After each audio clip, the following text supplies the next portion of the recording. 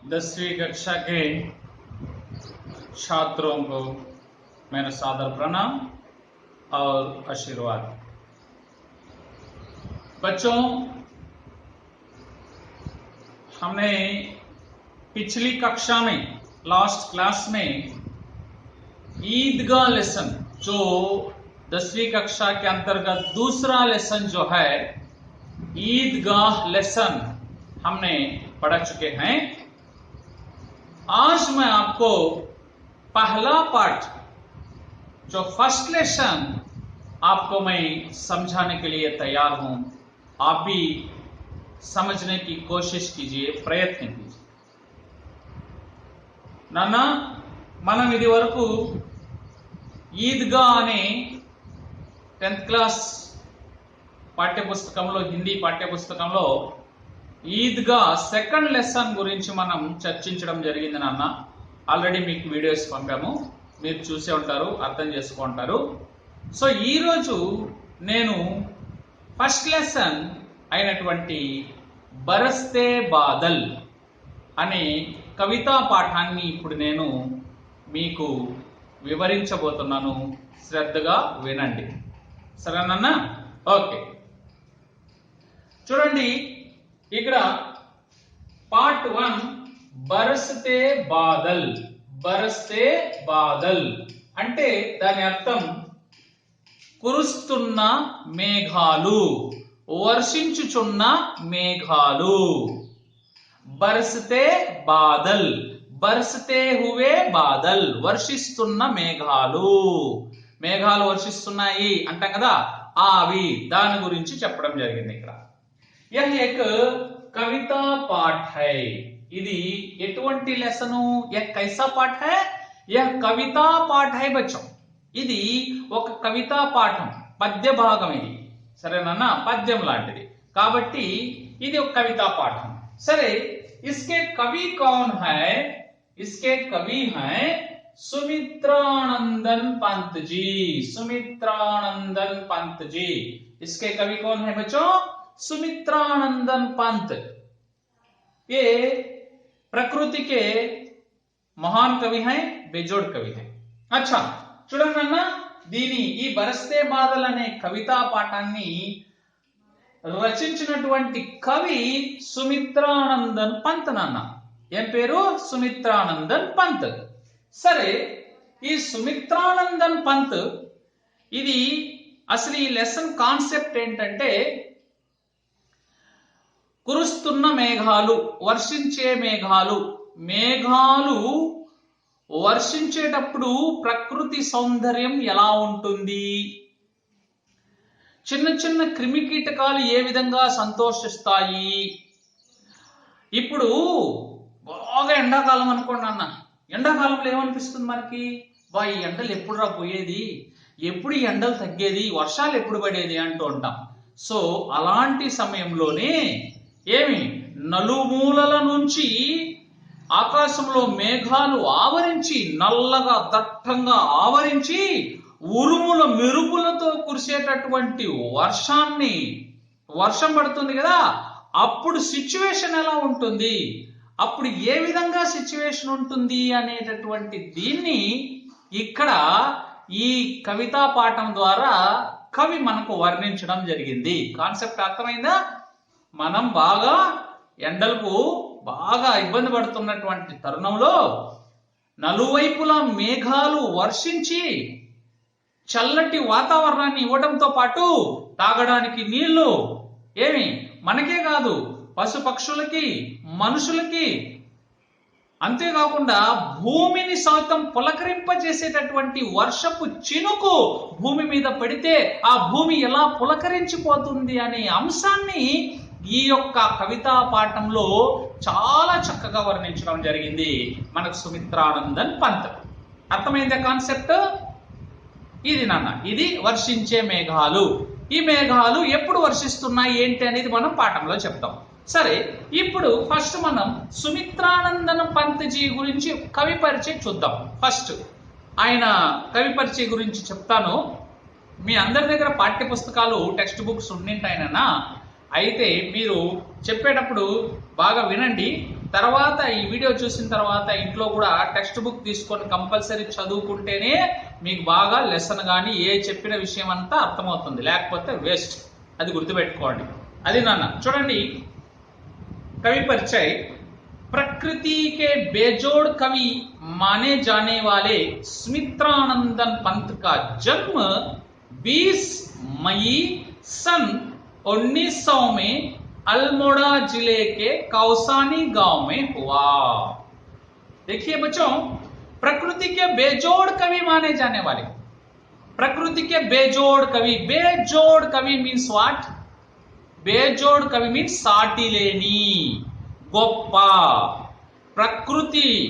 ప్రకృతి సౌందర్యాన్ని చిత్రీకరించడంలో వర్ణించడంలో సాటి లేని కవి అయినటువంటి సుమిత్రానందన్ పంత్ గారి జన్మ, సుమిత్రానందన్ పంత్ का जन्म 20 मई 20 మే, మई मीन्स మే నెల, మే 20th सन 1900 में, सन సంవత్సరం, सन అంటే ఇయర్ 1900 1900 में अल्मोड़ा जिला अल्मोड़ा डिस्ट्रिक्ट, అది నార్త్ ఇండియాలో ఉంది నాన్న.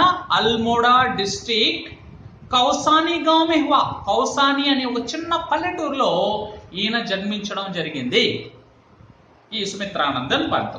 ఇకపోతే 7 वर्ष की उम्र में ही स्कूल में काव्य पाठ के लिए पुरस्कृत किए गए थे.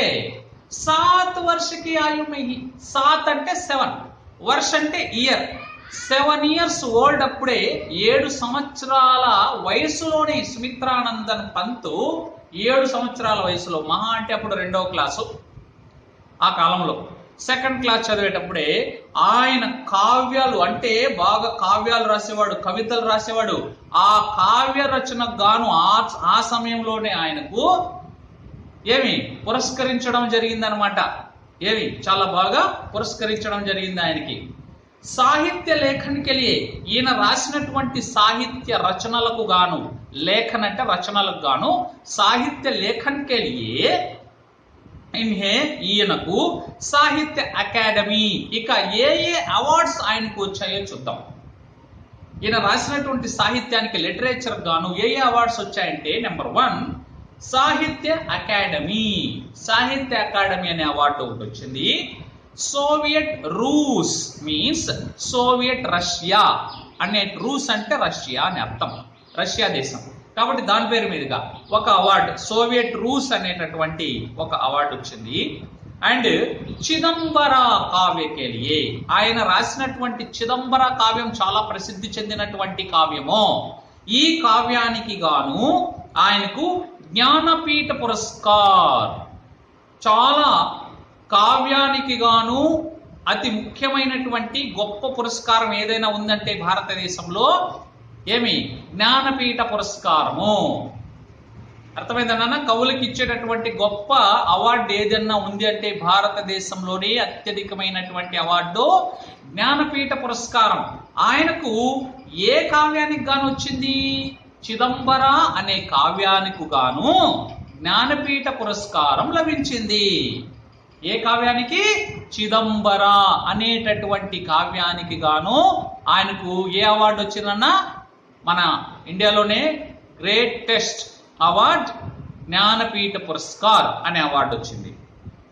ఇకపోతే ఈయన రచించినటువంటి ప్రముఖ రచనలు ఏంటివి అని చూస్తే, 1 వీణా, గ్రంథి, పల్లవ, గుంజన్, యుగాంత్, ग्राम्य, स्वर्ण किरण, कला और बूढ़ा चांद तथा అండ్ చిదంబర. ఇవి ఈయన రచించినటువంటి రచనలు. మీరు బుక్ లో చూడండి, మీకు నీట్ గా వివరంగా తెలుస్తుంది. ఇన్కా నిధన్, నిధన్ మీన్స్ మరణము. ఇన్కా నిధన్, ఇన్కి మృత్యు सन 1977 1977 మీన్స్ ఇయర్ 1977 లో ఈయన మరణించడం జరిగింది. ఇది ఈయన యొక్క కవి పరిచయము. ఇకపోతే నాన్న, ఈ సుమిత్రానందన్ పంత్ జీ ఈ బరస్తే బాదల్ అనేటటువంటి లెసన్ ద్వారా మనకు ఏం చెప్తున్నాడు? వర్షించే మేఘాలు, ఈ మేఘాలు ఎలా వర్షిస్తున్నాయి, ఫస్ట్ స్టాంజాలో మేఘాలు ఎలా వర్షిస్తున్నాయి చెప్పాడు. సెకండ్ స్టాంజాలో మేఘాలు వర్షించేటప్పుడు మనుషులు, ప్రాణులు, చిన్న చిన్న క్రిమికీటకాలు ఇవన్నీ కూడా ఎలా సంతోషిస్తున్నాయి ఈ యొక్క వర్షంతోటి, ఈ వర్షం రావడంతో అని సెకండ్ స్టాంజాలో వర్ణించడం జరిగింది నాన్న. తర్వాతి స్టాంజా, మూడవ స్టాంజాలో భూమి, ఈ వర్షానికి భూమి ఎలా పులకరించిపోతోంది, ఈ భూమి మీద పచ్చదనం ఎలా పెరుగుతున్నది అనే దాని గురించి మూడవ స్టాంజాలో వర్ణించడం జరిగింది నాన్న. ఇకపోతే నాలుగవ స్టాంజాలో కవి హృదయం ఏమి చెబుతున్నది, కవి మనస్సు ఏమి చెబుతున్నది, కవి ఏమి కోరుకుంటున్నాడు అన్నదాన్ని నాలుగో స్టాంజాలో చక్కగా వర్ణించడం జరిగింది ఈ సుమిత్రానందన్ పంత్. ఇకపోతే మనం విషయ ప్రవేశ్లోకి వెళితే ఇంట్రడక్షన్ లోకి వెళ్దాం. తర్వాత నేను స్టార్ట్ చేస్తాను లెసన్ అన్న. చూడండి ఇంట్రడక్షన్, విషయ్ ప్రవేశ్ పేజ్ నెంబర్ 2 లో స్టార్ట్ చేస్తే విషయ్ ప్రవేశ్ ఇంట్రడక్షన్ ఉంటుంది. అది అక్కడ నుండి మనం లెసన్ స్టార్ట్ చేయాలన్న. చూడండి అన్న, వర్షా ऋतु हमेशा से सबकी प्रिय ऋतु रही है. ఈ వర్షా ఋతువు అన్నిటికీ అందరికీ ప్రియమైన ఋతువే. वर्षा के समय प्रकृति की सुंदरता देखने लायक होती है. వర్షం పడితేనే కదా ప్రకృతి ఎటు చూసినా పచ్చదనం పెరిగి, ప్రకృతి పూల చెట్లతోటి, పచ్చటి మొక్కలతోటి, ఆహ్లాదకరమైనటువంటి చల్లటి గాలులతోటి ఈ యొక్క వాతావరణం రసరమ్యముగా కనిపిస్తుంది కదా. కాబట్టి ఆ విధంగా చూడడానికి చాలా బహుముచ్చటగా ఉంటుంది కదూ ఈ ప్రకృతి. పేడ పౌధే, అంతేకాకుండా ఈ వర్షం పడేటప్పుడు ఏ యొక్క జీవులు పులకించిపోతాయంటే పేడ పౌధే, చెట్లు, మొక్కలు, పొదలు, పశు పక్షులు, మనుష్య, యహాं तक कि धरती भी खुशी से झूम उठती है. చెట్లే కాదు, పశు పక్షులే కాదు, మనుషులే కాదు, భూమి కూడా చివరికి పులకరించిపోతుంది, సంతోషిస్తుందంట నాన్న. అంతే కదా, మరి వర్షం లేకపోతే ప్రాణాధారం లేదు కదా, నీళ్లు లేకపోతే ఎటువంటి మనం బ్రతకడానికి ముఖ్యంగా 2 వస్తువులు కావాలండి మనకు. ఏంటివంటే ఒకటి గాలి, తర్వాత సెకండ్ ఇంపార్టెన్స్ దేనికి ఇవ్వాలంటే నీటికి ఇవ్వాలి. నీరు ప్రాణాధారం మనకి. కాబట్టి నీళ్లు లేకపోతే ఏ ప్రాణి భూమి మీద బ్రతకదనమాట. ప్రతి ప్రాణికి నీళ్ళు అవసరమే. కాబట్టి వర్షానికి అంత ప్రాముఖ్యత ఉంది నాన్న. కాబట్టి ఇలా ఇక్కడ మనకు ఇంట్రడక్షన్ లో కూడా చెప్పడం జరిగింది. కాబట్టి ధర్తీ కూడా, ఈ యొక్క భూమి కూడా ఖుషీసే, చాలా ఆనందంతో ఝూముడ్తి హై, పులకరించిపోతుంది. ఝూముట్నా మీన్స్ పులకరించిపోతుంది. ఇసీ సౌందర్య కా వర్ణన్ యహా ప్రస్తుత్ కియా గయా హై. ఈ భూమి ఎలా పులకరించిపోతుంది, ప్రాణులు ఎలా పులకరించిపోతున్నాయి, చివరికి కవి హృదయం ఏమి చెబుతున్నది అన్నది ఈ లెసన్ ద్వారా మనం తెలుసుకోబోతున్నాం. ఇక లెసన్ లోకి ప్రవేశిస్తే మొట్టమొదటి స్టాంజా ఎలా ఉందో మనం ఒకసారి చూద్దాం. బాగా వినండి నాన్న, చెప్తాను. ఇక్కడ ఆల్రెడీ ఈ స్టాంజా బోర్డు మీద నేను రాశాను. ఒకసారి చదువుతాను, ఒక పాటలాగా పాడుతాను, అలాగే మీరు కూడా నేర్చుకోవడానికి ప్రయత్నించండి. చూడండి నాన్న. झम झम झम झम मेघ बरसते हैं सावन के, छम छम छम गिरती बूंदे तरुओं से छनके, चम चम बिजली चमक रही रे उर्मेघन के, थम थम दिन के तम में सपने जगते मन के, थम थम दिन के तम में सपने जगते मन के. ఇది కవిత, ఇది ఫస్ట్ స్టాంజా. సరే, ఈ శ్రావణ మాసపు మేఘాలు, ఎప్పుడైతే మేఘాలు మనం బాగా ఎండలకు బాగా విసుగు చెంది బాగా ఇబ్బందులు పాలైపోయిన తర్వాత ప్రతి ఒక్కరు ఏం కోరుకుంటారు, మనుషులు గాని, చెట్లు గాని, పశుపక్షాదులు గాని, ప్రాణులు గాని, ఏవైనా గాని ఈ భూమి మీద ఉన్న ప్రతి ప్రాణి కూడా ఏం కోరుకుంటుందంటే వర్షం వర్షం వర్షం కావాలి. ఎప్పుడు కూడా గుర్తు చేసుకున్నా, ఈ యొక్క వర్షం ఎప్పుడు ఈ ఎండాకాలము ముగిస్తున్నటువంటి తరుణంలో తర్వాత వానాకాలం స్టార్ట్ అవుతుంది. ఆ వానాకాలం అనేది శ్రావణ మాసంలో స్టార్ట్ అవుతుంది. ఎప్పుడు స్టార్ట్ అవుతుంది నాన్న? శ్రావణ మాసమే ఆరంభ హోతా హై.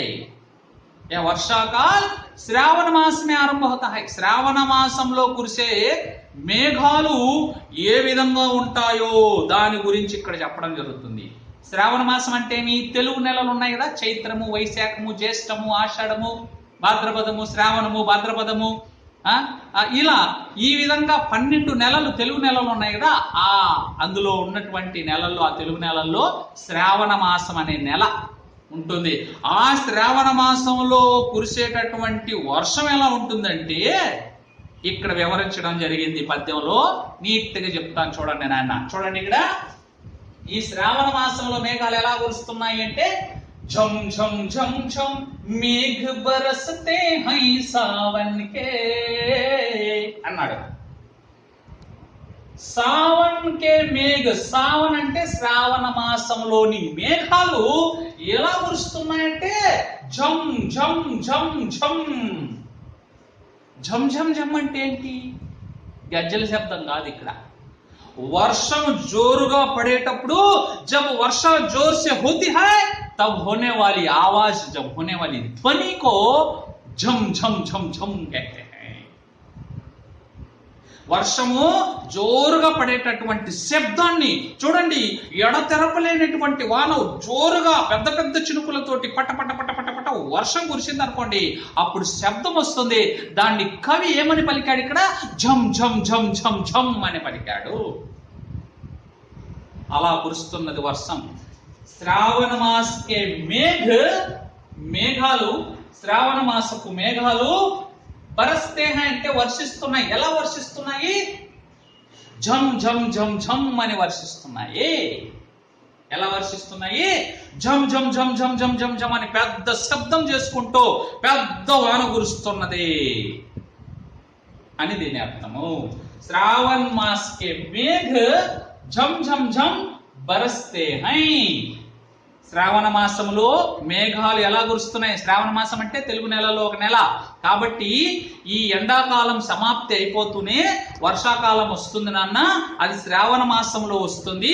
ఆ శ్రావణ మాసంలో మేఘాలు ఎలా కురుస్తున్నాయి? ఝం ఝం ఝం ఝం అని శబ్దం చేసుకుంటూ కురుస్తున్నాయి. బరసన అంటే కురియుట, వర్షించుట అని అర్థం. అర్థమైందా ఫస్ట్ లైన్? నెక్స్ట్ ఏం జరుగుతోంది? छम छम छम गिरती बूंदे तरुओं से छनके అన్నాడు. छम छम छम गिरती बूंदे तरुओं से छनके అన్నాడు. ఇప్పుడు వర్షం పడుతోంది. వర్షం పడుతుంటే చూడండి ఇక్కడ మీకు చెప్తాను. ఇది ఒక చెట్టు. సరే, ఈ చెట్టు जब वर्षा होती है, వర్షా కి బూందే, బూందే మీన్స్ చినుకులు, వర్షపు చినుకులు. తరువోసే, తరువు అంటే చెట్టు, తరువు అంటే తెలుగులో కూడా ఉంది మీకు, చెట్టు అని అర్థం. ఈ తరువు అంటే చెట్టు. వర్షపు బిందువులు ఈ చెట్ల నుండి ఛన్కర్ ఛన్కర్ ఛన్కర్ ఛన్కర్ అంటే ఇక్కడ ఏమి देखिए वर्षा की बूंदे तरुओं से छम छम छम छम छम छम छम छम छम అనే శబ్దం చేసుకుంటూ తరువోं से नीचे गिरती हैं, తరువోं से नीचे गिरती हैं. చూడండి, డైరెక్ట్ వాన పడింది అనుకోండి, ఇట్లా చెట్టు మీద వాన డైరెక్ట్ గా పడుతుంది అన్న. ఇలా వాన పడుతుంది. ఈ వాన మీద, ఈ చెట్టు మీద పడినటువంటి వర్షము ఈ చెట్టు కింద ఎలా పడుతుంది? డైరెక్ట్ గా ఎలా పడుతుంది? అలా చెట్టు కింద పడదు కదా, పడుతుందా? సేమ్ వర్షం కురుస్తుంది నాన్న, చెట్టు పైన పడుతుంది. చెట్టు మీద పడి పైనుంచి ఎంత వర్షం వస్తుందో చెట్టు కింద అదే వర్షం వస్తుందా? రాదు. బాగా గుర్తించండి. ఎందుకు రాదంటే చెట్టు ఆపేస్తుంది. పెద్ద వర్షాన్ని ఆపేసి మనకి ఏం చేస్తుంది? అక్కడ ఒక బొట్టు, అక్కడ ఒక బొట్టు, అక్కడ ఒక బొట్టు, అక్కడ ఒక బొట్టు, అక్కడ ఒక బొట్టు, అక్కడ ఒక బొట్టు, ఇలా కింద పడతాయి అనమాట. టప టప టప టప అని పడుతుంటాయి చెట్టు కింద. ఆ చెట్టు కింద పడే ఈ చిట్టపట్ట చినుకుల యొక్క శబ్దాన్ని ఛన్కే అని చెప్పాడు కవి ఇక్కడ. చూసారా ఇక్కడ వర్షపు బిందువులు,